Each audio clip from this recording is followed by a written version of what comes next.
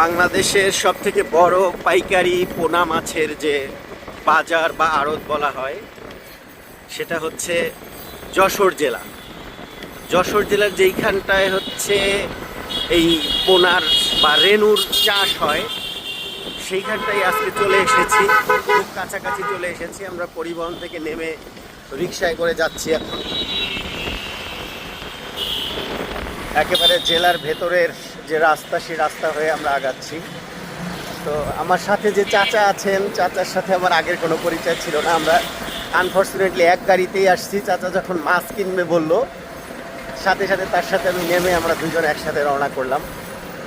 তো বিষয়টা এরকম হবে, আমি প্রথমবার আসলাম, চাচা এর আগেও এসেছেন। তো যার কারণে আমার জানা বোঝা বা বিষয় সম্পর্কে খোঁজখবর নেওয়ার ব্যাপারে আমার জন্য অনেকটা সহজ হবে, হেল্পফুল হয়, এই কারণেই চলে আসছি। আর চাচা চাচা কত বছর যাবত মাছ চাষ করেন? অনেক বছর না? চাচা একজন অভিজ্ঞ ব্যক্তি মাছ চাষের উপরে, যেটা আমার জন্য আসলে খুবই ফলপ্রসূ একটা ব্যাপার হবে। আজকে চাচা মাছ কিনবে, আমি দেখব, এবং আমি নেক্সট উইকে হয়তো বা এসে আমি আমার মাছ কিনে নিয়ে যাব।